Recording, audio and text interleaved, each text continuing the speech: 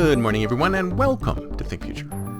My name is Chris Kalaboukis, and once again, we're coming at you live from deep in the heart of Silicon Valley, California. We're talking innovation startups, the future, not necessarily those, and not necessarily in that order. If you watch on YouTube, smack that subscribe button and hit that bell so you can be notified when a new show comes online. And if you're listening on a favorite podcast service, please subscribe. Please drop a note on Apple Podcasts. I greatly appreciate it. Now, I just wanted to remind everyone that my latest book is out. It dropped last Friday. It is called 9 Rules for the Future, and I wrote it in concert with ChatGPT. It is ways in which, I see humanity heading off in crazy-ass directions, and I thought maybe we could do something to try and redirect ourselves back into a path where we can all align against the problems that all human beings have, instead of dividing ourselves into all these different tribes and fighting amongst ourselves. We need to start working on and focusing on the high-hanging fruit, the big human problems that we have. And this book is the first in line of something I'm calling the Human Uplift Movement, which has to do with making sure that all humans flourish. And everything that we do helps everyone. So that's my little blurb for that. Now, what was I going to talk about today? Oh, yeah, the 15-minute city. I don't know if you've heard about this concept, but the idea is that we should start building cities where everything is within a 15-minute walking distance. Now, that's not a bad idea. That's not a bad idea, if you ask me. It's not a bad idea at all. Unfortunately, this infrastructure that we've built today, the infrastructure that we have today, will not support that unless you're talking about sort of deep urban centers like New York City, San Francisco. Even LA doesn't really count for that because there's very little walking happening in LA. We're talking making centers way more urban, way more dense, and packing people in even tighter. And I'm against that because I think people should live in whatever environment they wish to live in.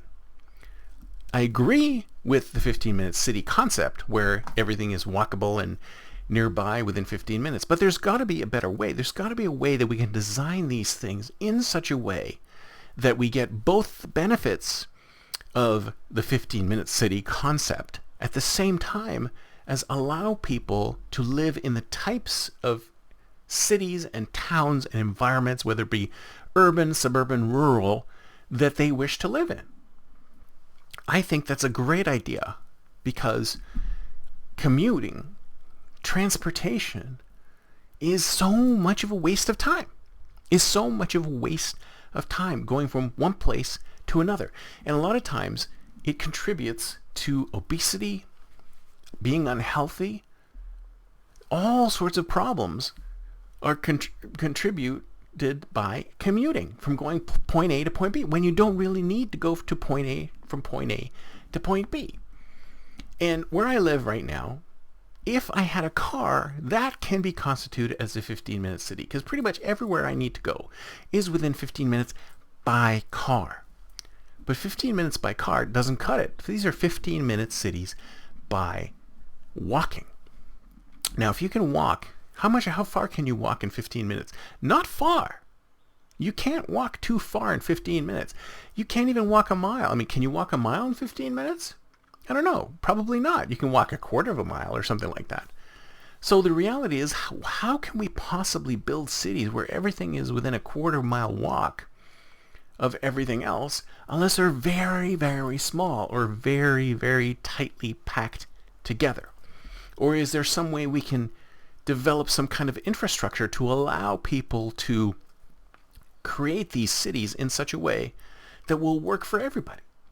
So I'm not against the concept, but I think a lot of times all that people thinking about are packing people in closer together. And I think packing people in closer together is not a solution. I think there are other ways, and we need to, and this is what I was saying before, we have to start coming up with solutions that work for everybody, that look at individual human beings as having their own wants and needs and desires and lives that they want to live and things that they want to do, and not just pack them into as many cities as possible, as tightly as possible. And this is what happened to my old hometown, Toronto. Now, Toronto is a very broad city. It is 40 miles from one end to another, and it's dead flat. There are no mountains.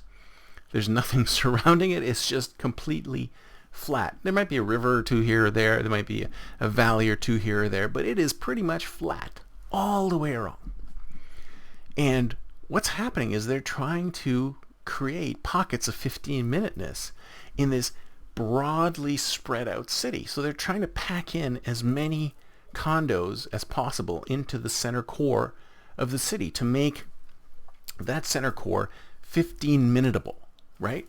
But then Toronto always had this desire to be like a mini New York. So they always wanted to be that high-rise, everybody packed in together kind of thing. But what do you think happens in the downtown core on off days?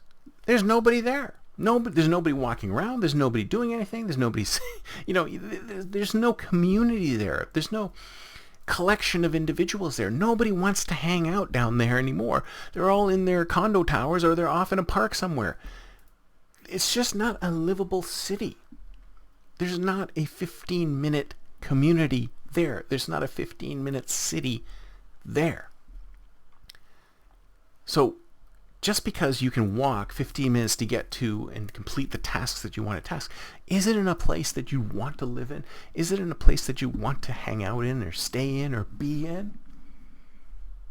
We need to radically look at everything having to do with our cities, our towns, our people, our preferences, our homes. And I've said this before, we need to solve the problem of housing. Because there's plenty of places in the world that are similar to Silicon Valley where housing is so expensive, it is impossible for anyone of Zalpha to be able to own a home. It's just impossible. And you've got tons of homeless people who are also in that same situation. How do you build homes for everyone? There are ways of doing it. But these are the kinds of things that we need to solve for all of humanity, because we can't provide housing. Well, whatever happened to company towns? Whatever happened to employers providing lodging for their workers? Why don't they have barracks and live-in housing for their employees so they can... Is there like a law against that? I mean, I don't know anything about this, because these things used to happen. Didn't they used to have mining towns in the middle of nowhere where the miners would live there while they were working there, and then they would go off shift and they could go somewhere else and then come back? I mean, if you think about it, I mean, Silicon Valley is basically kind of a company town. There's tons of tech companies here. Why can't these tech companies provide low-income housing for their employees? Why can't they provide housing for their employees and maybe cut their salaries down a bit? You see what I'm saying? There's so many solutions that are possible.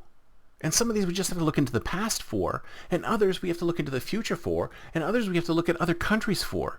I mean, would it be so bad if we started bringing in things like capsule hotels and tiny little homes for everybody that were priced reasonably so that single people could actually find a place to live without having to live in an RV or in their car? Could we make the cultural change like they have in Korea and Japan, where they have communal baths, where people can go there to clean themselves up and then maybe go into an apartment that doesn't have a bathroom? We have to look at all of these things and say to ourselves, what do we need to do to solve these problems? Because these problems are huge. And will the 15-minute city solve the problem? No. Not on its own. It needs to look at the entire infrastructure of what a human being needs to do. We're looking at it all wrong. And I think we look at a lot of problems in this way. We look at a lot of problems back to front instead of front to back. We just look at the problem itself. We go, we need to solve this problem, when the problem is simply a symptom of a bigger issue. And we don't want to solve the bigger issue because it's high-hanging fruit and it's hard.